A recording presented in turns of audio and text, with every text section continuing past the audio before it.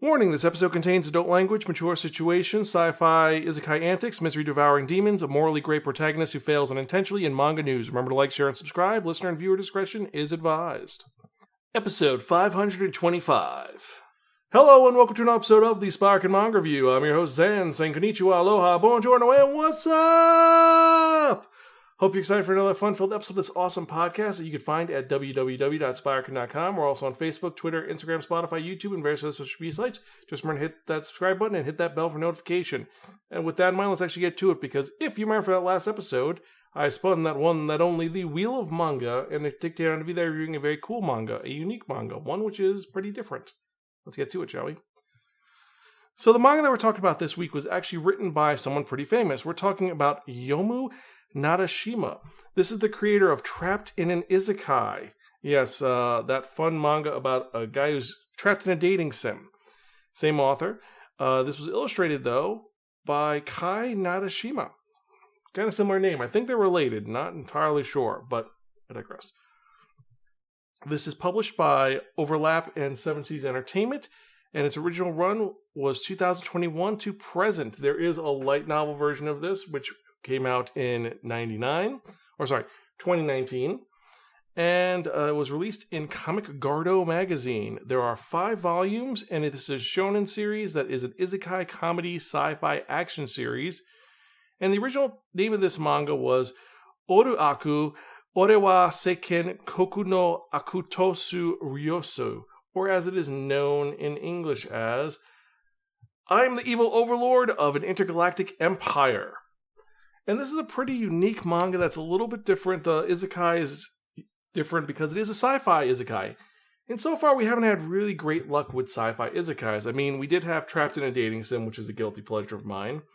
But we also had Reborn as his first mercenary. I now pilot the most dangerous ship, which is a horrible piece of trash.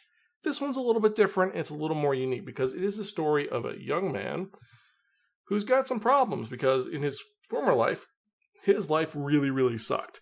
He just can't take a break. He was a morally responsible person who everything went horribly wrong. Turns out that his wife, who he was in love with and gave him a child, was cheating on him. She broke up with him afterwards, saying, "This isn't your son. You're going to pay child support because I don't love you anymore." And his boss has betrayed him horribly and has made him the victim, or not the victim, the patsy for a embezzling scheme. So he's going to be going to jail. He has no money, no prospects. Life is going horrible, and he's ill and sick. He's got no money whatsoever. Whatever will he do?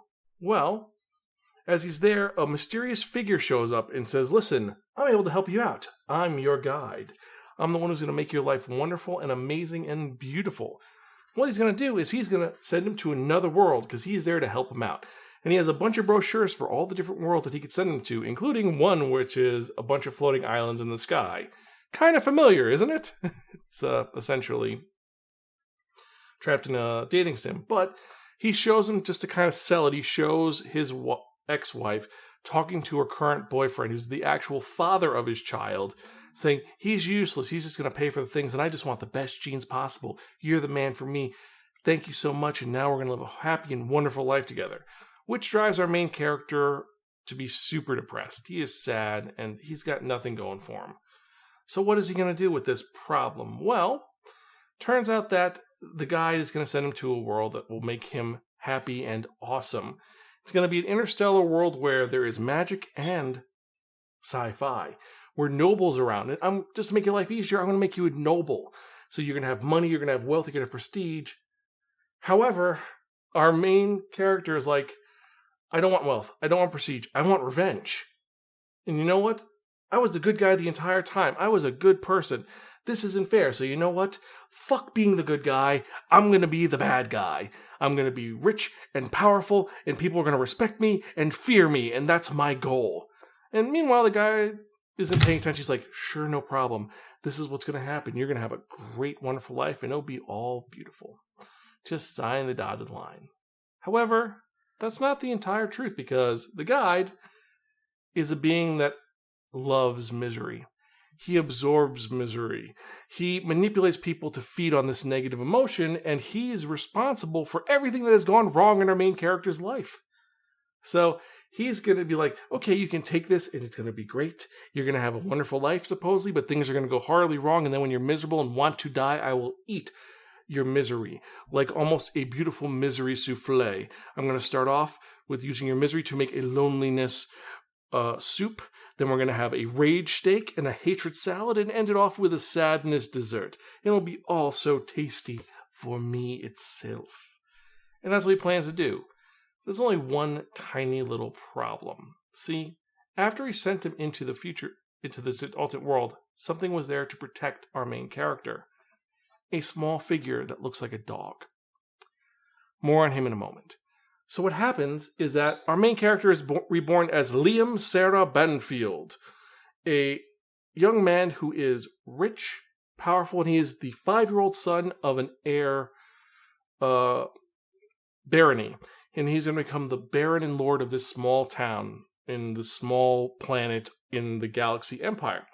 And he's going to do the best he can. His parents say, listen, it's your 5-year birthday, so we're going to give you the planet as a gift. We're going to move to the Empire's home city, and you're in charge. We just need you to sign these 3 forms, and you'll be good to go. Turns out that he thinks this is a great deal because he's going to swindle all of his money from his parents, and life will be good. The truth is that they're actually going to put all their debt upon him, abscond, and then they're going to live off whatever money he makes, and when he has no money left, they're going to be safe and secure. Only problem is our main character gets a brilliant idea, and he's going to push himself to be the best he can be. And how's he going to do that? Well, first off, he gets a female robot maid who's going to help him out, who's going to be super loyal to him and be his advisor, essentially. One problem, this world, robot maids and all robots are considered, they can't have actual positions of power because of a robot uprising that happened years ago. Sounds kind of familiar, like Dune, but not really. So it is Liam, his robot maid, who is his best friend Amagi, who's like a mother figure and also someone that he gropes. It's an Isekai. We'll go to it. And then his loyal butler Brian, who has served House Benfield since Liam's great-grandfather was a ruler, and he's a very loyal guy who cries, who wants the house to be amazing, and he sees that as Liam grows up, Liam will become the new future lord who everyone expects him to be. And that's what's going to happen in this story. Liam is going to better himself and be the best he can be while having the support that he is needed and wanted through Amagi and Brian as he betters himself. And the guide, who's obsessed with making things bad, is outthwarted constantly because Liam is lucky, and more importantly than that, what Liam does in his mind is evil and crazy, but for everybody else, it's benevolent. He tears down the old Banfield house because it is ugly to make a nice, more sinister looking one in his mind, but it looks respectable, and people respect him. He says, you know what, we're going to get rid of only 20% of our military forces work. We're going to get rid of the other 70% or 80%. So that way we save money. And you know what? In truth, it's going to get people out of jobs. And it'll be great and I'll have an ultimate army. It's like, no, you're increasing our defenses. You're actually doing good. You're moving forward. And then later on, he even gets a sword trainer who, surprisingly, the guide sets him up with, who is a con artist who's like, oh, he's supposedly a ninja master, but he's actually, in reality, just a con artist who's going to say he's going to teach Liam this amazing skill, but Liam actually learns the amazing skill, and then the teacher, Yasushi, is like, oh god, this guy, when he finds out that I'm a fraud, he's going to kill me. And it's kind of the joke, is that he's doing these things which are making things better. And there are moments when things do go wrong, but it works in his favor, but it's not he's ultimate and powerful. It's he starts off with no skills whatsoever. He's just kind of bottom of the barrel. And the other part is, in this world, people live for 500 years. So by the time the series really starts off, he's 50 years old. He looks like a teenager. And the only person he cares about is Amagi and Brian. Everyone else he wants to, quote unquote, torture and suffer. And even though he doesn't realize he's helping them, he is helping them. And that's what this series is about. And it is very fan servicey with him and Amagi, but more does go on as the series goes on. And we get a little bit of sci-fi elements to this with space battles where it goes ridiculously crazy. He's given an old robot that his teacher says, if you're able to move this without any special abilities, then you will be the greatest swordsman possible, thinking, you know what, this kid's never going to be able to move this robot. It'll take him years to master it, and now I can mooch off him forever.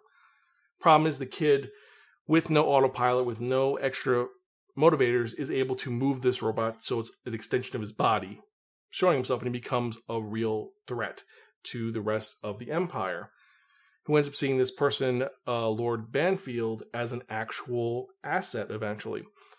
There's even a moment when the guide says, you know what, I'll make things worse. I'm going to use my powers to switch some documents around so your country seems like you're the poor country and they're going to treat you like garbage. Meanwhile, this horrible country is going to be treated like your country because you've been establishing as a major knight who's fought pirates, and they're going to do great and you're going to do horrible. The only thing is that by him doing this, he ends up meeting better people and making better connections with them, as opposed to the person who got his spot, who is a lazy bastard. And who's horrible and has gambling debts and really is uncouth. But the twist is, at the end of the whole story, he actually comes out on top. His group comes up, they said, oh, we have to see the flag for Lord Williams. So Lord Williams comes down and they say, where's Lord Liam? Wait, what are you talking about? This is for Lord William, right? He's like, no, this is the flag for the Banfields. That's our empire. And he's like, oh shit, I mixed up. Crap. And then they try to fix things, but Liam thinks it was all a test to make his life better.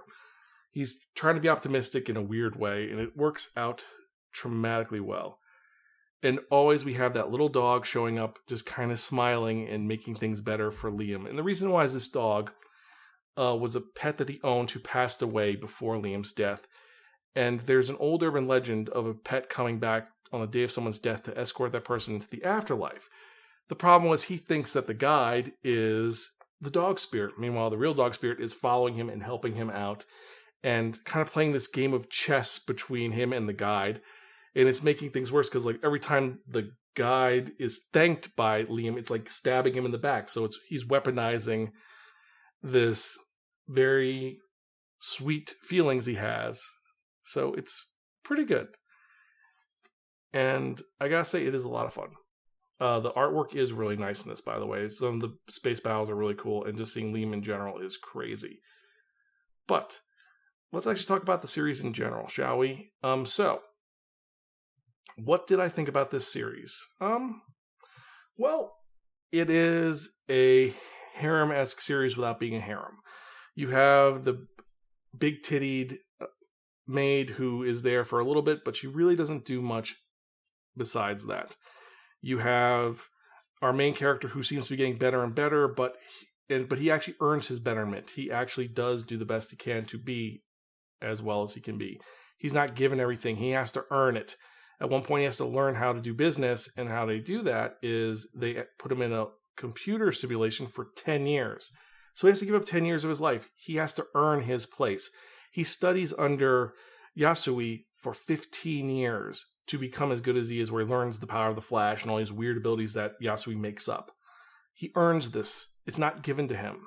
And that's something I really do like about this. It's very similar to Trapped in a Dating Sim, where he doesn't think he's the hero, but he is the hero. And that's one of the better elements about this story, is that he is not someone who is, I'm the best, I'm the hero, everyone will love me, it's the greatest thing since sliced bread. That's not it at all. He has to become the man he is through hardship, but he learns about it, and he already started out with hardship.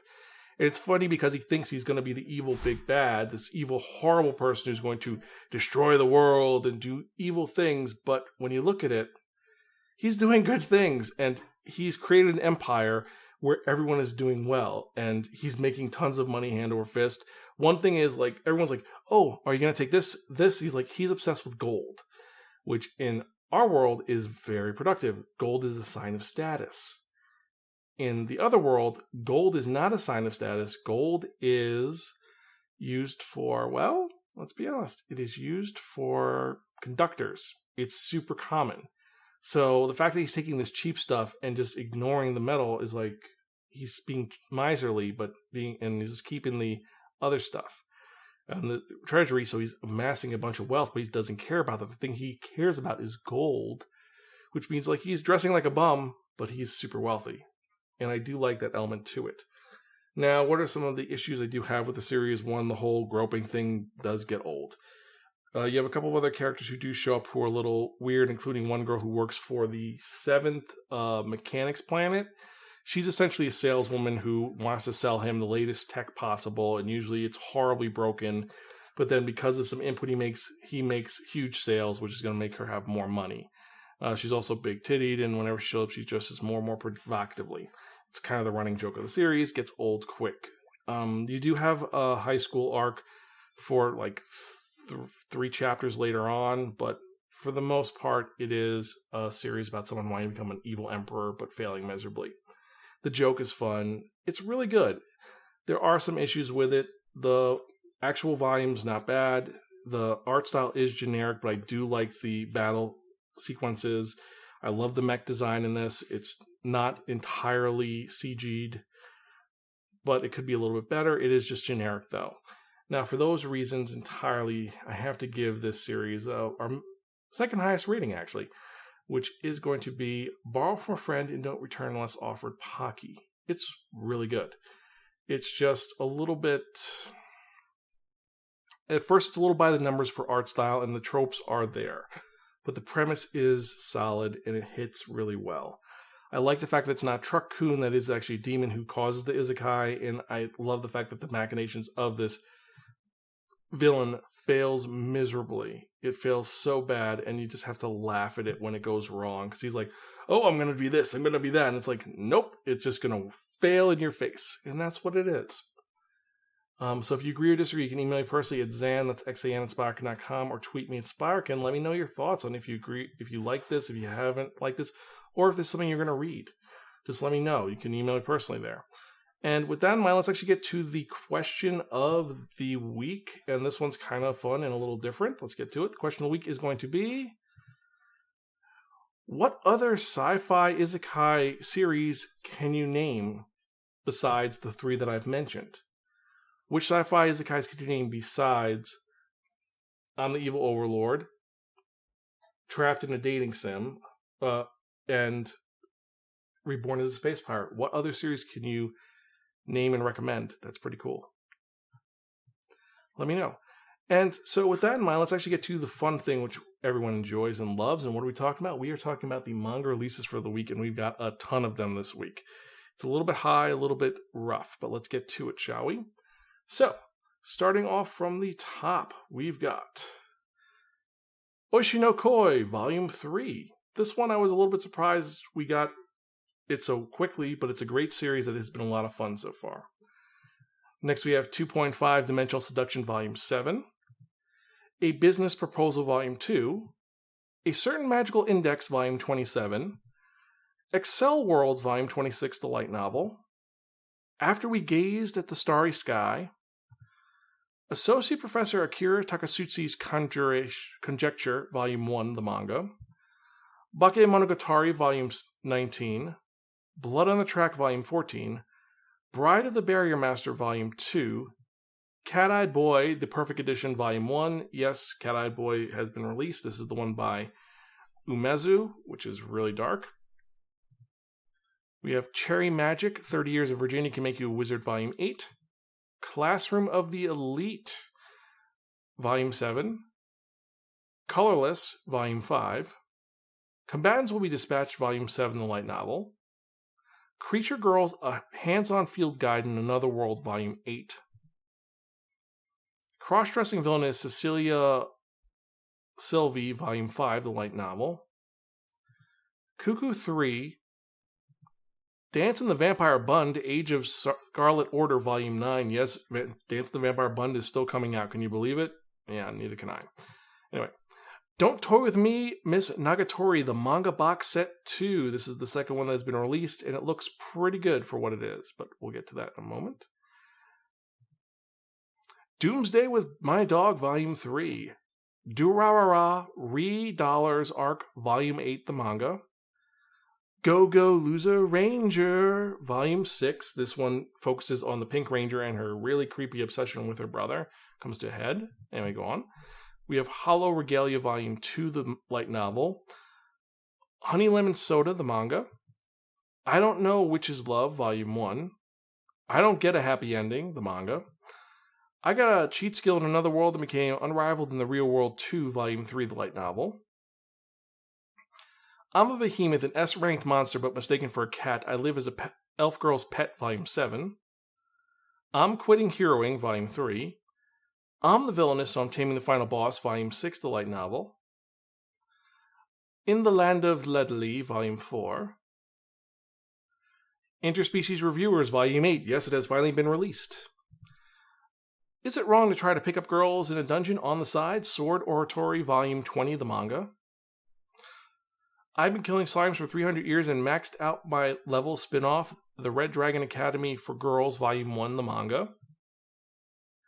JoJo's Bizarre Adventure, Part 5, Golden Wind, Volume 9. We're getting to the end of Golden Wind. Soon we'll get to Stone Ocean, which is what I'm waiting for. Anyway, I digress. Kunan the Sorcerer Could See Through, Volume 1. I know it's a weird title. Kunan the Sorcerer Could See Through. Anyway, Land of the Lustrous, Volume 12. Let This Grieving Soul Retire, Volume 6. Liar Liar, Volume 1. Loner Life in Another World, Volume 6. Magical Artist Dahlia Wilts No More, the manga, Volume 5. Moroku-chan, the anthology comic. This one's kind of cool because it's an anthology of what has been going on with Moroku-chan in a while. And it actually looks really good. It's a small series. But anyway, the next one. Mon Taboo, Volume 4. This is Mon's Taboo. It's kind of a romance series with monsters and humans. Don't get there. Anyway, digress. My Next Life as a Villainess. All Routes Lead to Doom, the manga, Volume 8. My Stepmother and Stepsisters Aren't Wicked, Volume 2. This one looks interesting because it is a story about Cinderella if Cinderella's stepmother and stepsisters were the nicest people possible who pampered her completely like a pet. I've read the first volume, and it's super cute and strange. It really is. But anyway, digress. The next we have Not So Wicked Stepmom, Volume 1. Same story, but different title. Other Side Picnic, Volume 6. Pandora 7, Volume 2. Parasite, the Full Color Collection, Volume 3. This is Volumes 3, 4, 5, and 6, I believe, of the series. Anyway, I digress. Next is Ragna Crimson, Volume 10. Reign of the Seven Spellblades, Volume 6, the manga. And then we have Rent-A-Girlfriend, Volume 20. Sasuke and Miyano, Second Years, Volume 2. Sentenced to be a Hero, the penal file of prisoner number 4286, Volume 1, the light novel. We have Slash Maidens, Volume 8. Solo Leveling, Volume 7. Something's Wrong with Us, Volume 16. Sorry for My Familiar, Volume 11. Spice and Wolf, Volume 24, the light novel. Yes, the series is still going on. At first I was like, wait a minute. There's only 17 volumes of Spice Wolf. That's where the series ends. No, these are all side stories. And this is what happens after they get married. This is before Spice and Parchment. When I found this out, I have been excited to go back and get all the old Spice and Wolves. It's a great series, which eventually one day I will go through and talk about. But we'll get to that in a bit. Spy Classroom, Volume 6, the light novel. Studio Apartment, Good Lighting, Angel Include, Volume 3. Sunbeams in the Sky, Volume 2. Sword Art Online, Volume 27, the light novel. Tales of Wedding Rings, Volume 12. This series I'm still shocked is still out there. I reviewed the first one 6 years ago, and I didn't think this was going to go on as long as it is, but it's still here. Anyway, I digress. That time I got reincarnated as a slime, Volume 16 of the light novel. The Art of Demon Slayer Kimetsu no Yaiba, the anime. This one is specifically for the anime. It's not for the manga. It has all the art from the first 3 arcs. Then we have The Asterix War, Volume 17, the light novel. The Demon Sword Master of Excalibur Academy, Volume 3. The Detective Is Already Dead, Volume 6. The Ideal Sponger's Life, Volume 14. The Illustrated Guide to Monster Girls, Volume 1. The Magical Revolution of the Reincarnated Princess and the Genius Young Lady, Volume 5. The Maid I Hired Recently is Mysterious. The Most Heretical Last Boss Queen from Villainous to Savior, the Light Novel, Volume 4. The Princess of Convention Plot Devices, Volume 3, or Convenient Plot Device, Volume 3. Then after that, we have The Saga of Tanya the Evil, Volume 20. Yes, Tanya is back again. But it's going to be all good, and I'm actually really excited to see where it goes with that. Then we have The Witch's Marriage, Volume 1. Toge Oni, Primal Gods in Ancient Times, Volume 1. This one looks kind of intriguing. Anyway, Trinity 7, Volume 28. Tsubaki Cho Lonely Planet, Volume 4. Villains Are Destined to Die, Volume 4.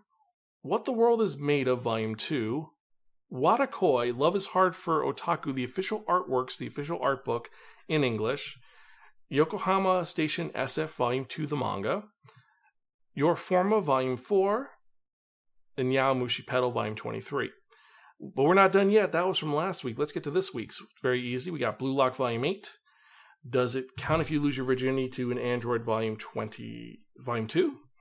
Don't Call It Mystery, the Omnibus, Volumes 3 and 4. Eden Zero, Volume 24. Kamen Rider Kuga, Volume 4. Monsume, or Monster Musume, Volume 17. My Unique Skill Makes Me OP Even at Level 1, Volume 3, the manga. Light novel. Nichijou, Volume 11. Real Accounts, Volume 23 to 24. Saving 80,000 Gold in Another World for My Retirement, Volume 2, the manga. Shangri-La Frontier, Volume 7. Sinnoh Alice, Volume 4. The Princess Knight is the New Princess to Be, Volume 1. The Valiant Must Fall, Volume 2. This Is Screwed Up, But I Was Reincarnated as a Girl in Another World, Volume 8. And then last, certainly not least, at number 103 of all the mangas released this week, we have World's End Harem, Volume 15, After Worlds. So these are the mangas that were released this week and last week. There were tons of them that came out. Like I said, 105 actually. And I was count 103 because I didn't count the 2 art books. But yeah, 105 titles total. And I went through all of them, and let me tell you what my top 5 are going to be. My top 5 for this week are going to be Don't Call It Mystery, Volume 2, because this series is unique with a character who's a criminal and a detective. Kind of different. You have Sentenced to Be a Hero, Volume 1. This story is intriguing because it's about someone who is a prisoner who, if you do bad, you get sentenced to go to the dungeon and be a hero and save the day, even though when you die, you just get reborn and have to do it all over again, be respawned over and over till the end of time. I think this could get really dark or really fun. Then we have Spice and Wolf 24, which I kind of explained what's going on with that because I'm a geeky nerd. Then after that, we had The Knight Captain is the New Princess to Be. This is one where it's essentially an Oscar de Jare gets engaged to the prince instead of the princess. And then last, Watakoi Love is Hard for Otakus, the artworks, just because Watakoi is such a great series. And I want to see the artwork. It looks spectacular. The actual title looks great. But those are the ones that I'm excited about. Let me know which ones you are excited about because so much has been going on and there's been so many unique series. But you can email me at Xan, that's Xan, @Spiraken.com, or tweet me at Spiraken.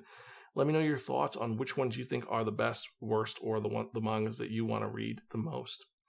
And so, with that in mind, before we go any further, I'd like to thank each and every one of you who are watching or listening to this podcast. I appreciate all of you. You're all awesome. Every email I get, every comment I get, and I receive gives me more motivation to keep doing this podcast. And I'm going to keep doing this till I'm an old man who has to read manga with thick glasses and a very, very big magnifying glass and read large print manga. So thank you so much.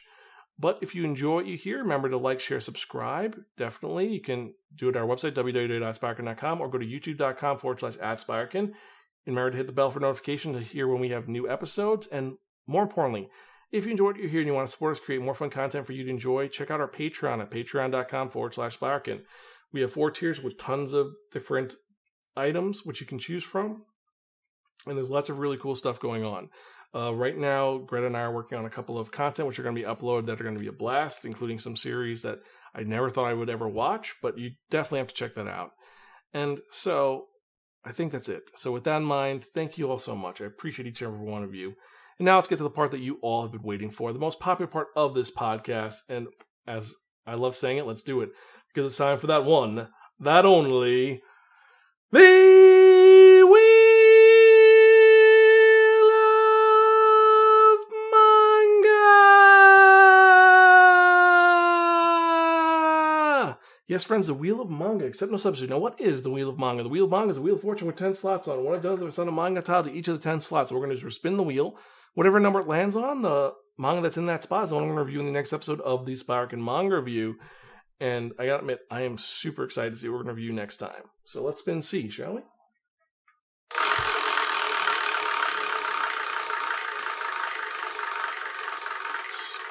And it goes around and around and around and around and around. But let's see what we're going to review, shall we?